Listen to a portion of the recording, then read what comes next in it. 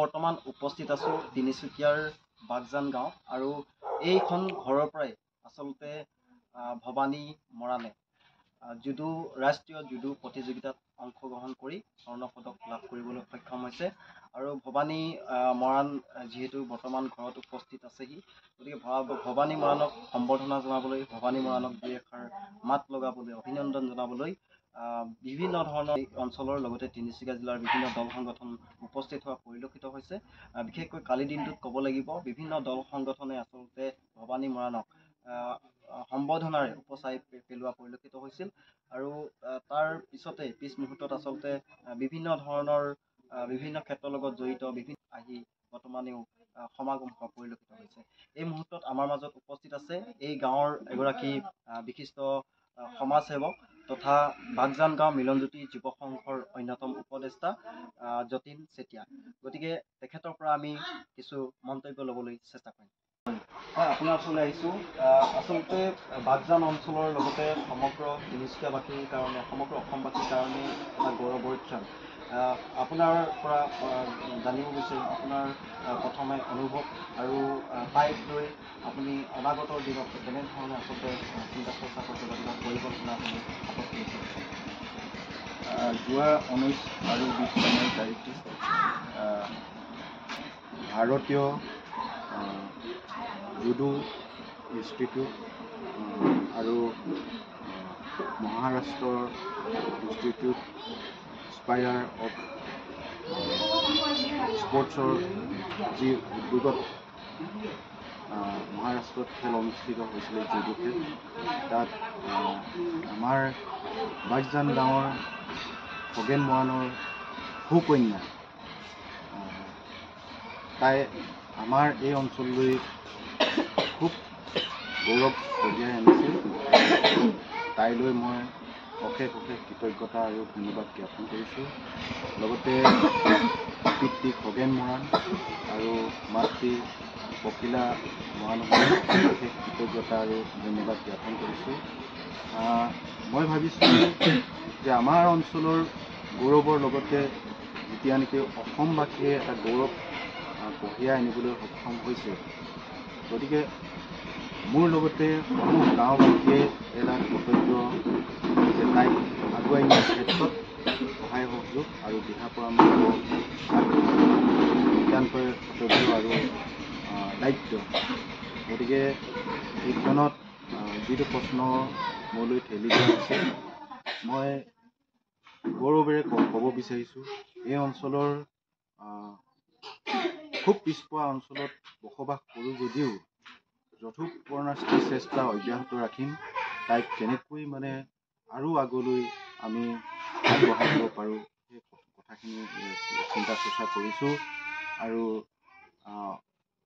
এই ক্ষণত মই অসম চৰকাৰলৈকেও এটা আবেদন জনাব বিচাৰিছোঁ যে যিহেতু অসমৰ গৌৰৱ কঢ়িয়াই অনাৰ কাৰণে এই ক্ষণত অসম চৰকাৰৰ এটা দায়িত্ব আহি পৰিছে। যিহেতু ক্ৰীড়াই হওক সাংস্কৃতিকেই হওক এইসমূহত আমাৰ মাননীয় মুখ্যমন্ত্ৰী হিমন্ত বিশ্ব শৰ্মা দেৱেও এই ক্ষেত্ৰত যথোপৰ্ণাস্তি চেষ্টা কৰিছে, অব্যাহত ৰাখিছে আৰু গুৰুত্ব দিয়ে বুলি মোৰ বিশ্বাস। সেইকাৰণে মুখ্যমন্ত্ৰীগৰাকীক মই এই পিছপৰা অঞ্চলৰ পৰা এটা অনুৰোধ কৰিব বিচাৰিছোঁ যে আমাৰ এই সুকন্যাগৰাকীক যাতে তেওঁলোকে গুৰুত্ব প্ৰদান কৰে আৰু ইণ্টাৰনেশ্যনেল পৰ্যায়লৈকে আগবঢ়াই নিয়াত মুখ্যমন্ত্ৰীগৰাকীৰ দায়িত্ব থাকিব আৰু দায়িত্ব পালন কৰিব বুলি আমাৰ সমূহ বাগজানবাসীক হৈ অনুৰোধ ৰাখিছোঁ। আৰু আনহাতেদি আমাৰ যোৱাকালি যিসকল আমাৰ বাগজান গাঁৱৰ সদাশয় ব্যক্তি আৰু সদাশয় সংগঠন বাগজান গাঁও মিলনজ্যোতি যুৱ সংঘৰ লগতে মৰাণ সভা ডুমডুমা আঞ্চলিক সদৌ অসম মৰাণ ছাত্ৰ সন্থাৰ কেন্দ্ৰীয় সমিতি আৰু তিনিচুকীয়া আঞ্চলিক সমিতিকে ধৰি বাগজান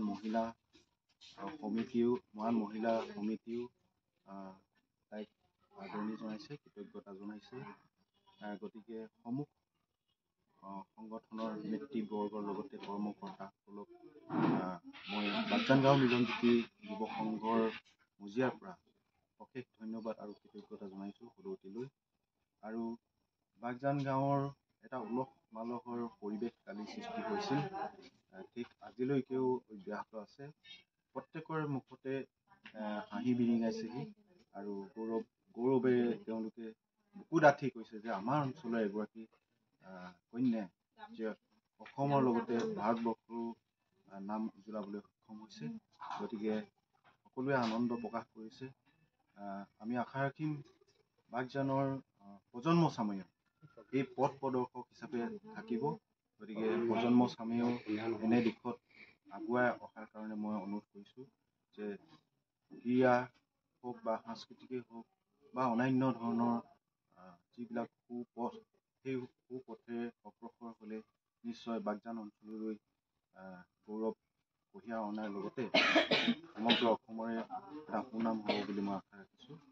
আৰু এইখিনিতে মই যিসকল দল সংগঠন, অসমৰ বিভিন্ন দল সংগঠন, জাতীয় জনগোষ্ঠীয় দল সংগঠন আছে, তেওঁলোকেও মই অনুৰোধ ৰাখিছোঁ বাগজান অঞ্চলৰ পৰা যে আমাৰ এই কন্যাগৰাকী কেৱল বাগজান অঞ্চলৰে বা খগেন মৰাণৰে বা পখিলা মৰাণৰে যি নহয় বা কন্যা নহয়, সমগ্ৰ এতিয়া যোৱাকালিৰ পৰা আমাৰ সমগ্ৰ অসমৰে এগৰাকী কন্যা। গতিকে প্ৰতিটো জনগোষ্ঠীয় সংগঠনে ইয়াৰ দায়িত্ব বহন কৰা উচিত আৰু দায়িত্ব বহন কৰিব বুলি মই আশা ৰাখিছোঁ। সদৌ অসম ছাত্ৰ সন্থাকে আদিৰ পৰা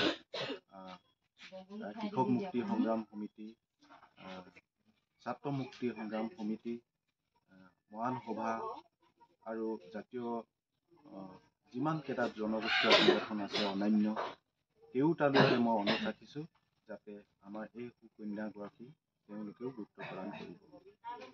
হয়, ধন্যবাদ জনাইছোঁ। সঁচাকৈ যতীন চেতিয়াদেৱে যথেষ্টখিনি গাম্ভীৰ্যপূৰ্ণ মন্তব্য ৰাখিছে।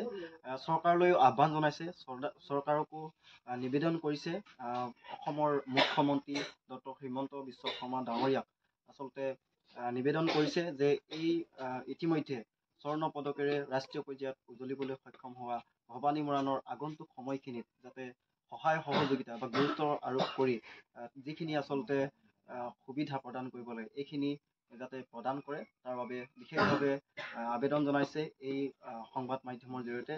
গতিকে যতীন চেতিয়াদেৱক আমি অশেষ ধন্যবাদ জ্ঞাপন কৰিছোঁ। আৰু ইয়াৰ পিছতে আমি প্ৰতিক্ৰিয়া ল'বলৈ চেষ্টা কৰিম মাতৃৰ পৰা, ভৱানী মৰাণৰ মাতৃৰ পৰা, যিহেতু তেওঁলোকৰ ঘৰত এক উখল মাখল পৰিৱেশে বিৰাজ কৰিছিল কালিৰ দিনটোত। আৰু আজিৰ দিনটোলৈকে আচলতে ক'ব লাগিব যে বিভিন্ন ক্ষেত্ৰৰ লগত জড়িত থকা ব্যক্তিসকলে আহি ভৱানী মৰাণক আদৰণি জনাইছে, ভৱানী মৰাণক সম্বৰ্ধনা জনাইছে। এই মুহূৰ্তত মাতৃৰ পৰা আমি কিছু মন্তব্য ল'বলৈ চেষ্টা কৰিম। হয়, আপোনাৰ ওচৰলৈ আহিছোঁ। কি ক'ব, কেনেকুৱা ধৰণৰ অনুভৱ, যিহেতু আপোনাৰ কন্যাই ৰাষ্ট্ৰীয় পৰ্যায়ত জুডো প্ৰতিযোগিতাত স্বৰ্ণ পদক লাভ কৰি কেৱল অঞ্চলটোৱেই নহয় সমগ্ৰ অসমলৈ আচলতে গৌৰৱ কঢ়িয়াই আনিলে। প্ৰথমতে জানিম আপোনাৰ অনুভৱ। মোৰ বহুত ভাল লাগিল, খবৰটো শুনাৰ লগে লগে মোৰ বহুত ভাল লাগিল, বুজাব নোৱাৰা এটা অনুভৱ। কালি আহি ঘৰ উপস্থিত হ'ল, দল সংগঠন, গাঁৱৰ ৰাইজ, সিহঁতক বহুত বহুত ধন্যবাদ জনালোঁ আদৰি অনাৰ বাবে। যাতে এনেকৈ আশীৰ্বাদ দিয়ে। ধন্যবাদ জ্ঞাপন কৰিছোঁ। এইখিনি মুহূৰ্তত আচলতে ভৱানী মৰাণৰ ককাক উপস্থিত আছে। ককাক যিহেতু যথেষ্ট বয়সস্থ এগৰাকী ব্যক্তি, গতিকে ককাকৰ নাতিনীয়েকৰ সফলতা আচলতে ককাকৰ নিশ্চয়কৈ মনত উদয় হৈছে আনন্দৰ ৰোল।